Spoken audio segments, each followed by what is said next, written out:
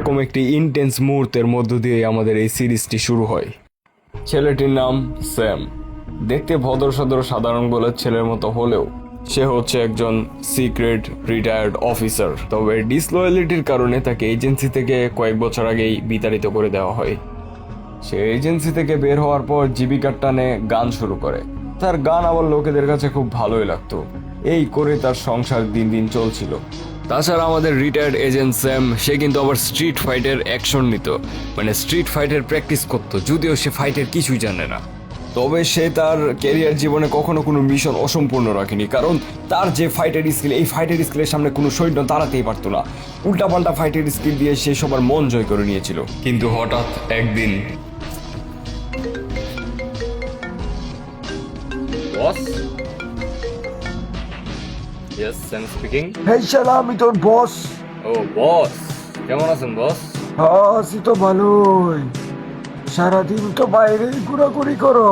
আরে না, এই কাজে ব্যস্ত থাকি তাই।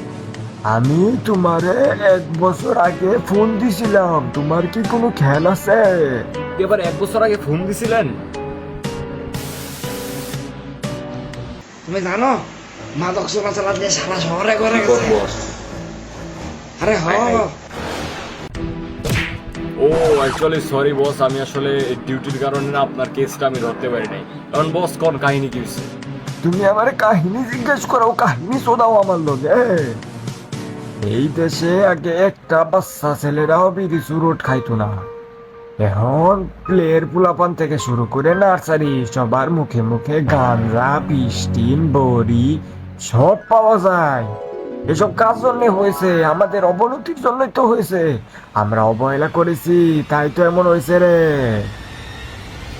বলেন কি, মাদক চোরাচালান এখন সারা শহরে বেড়ে গেছে, তাও আবার আমার এই গফরগাঁও শহরে।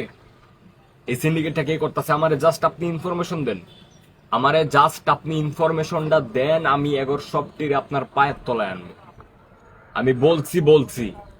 আর আচ্ছা শোনো, তোমাকে জানিয়ে রাখি, এই এলাকার নাম হচ্ছে এলাকা 69, 333 নাম্বার বাড়ি। এই বাড়িতেই ওরা ওদের আস্তানা লুকিয়ে রেখেছে। এখানেই মাদকের নামে সকল ইনফরমেশন পাবা। তাছাড়া সেখানে একটা পেন ড্রাইভ পাবা, ওই পেন ড্রাইভের ভিতরে ওদের সকল ইনফরমেশন আছে মাদকের ভিতরে।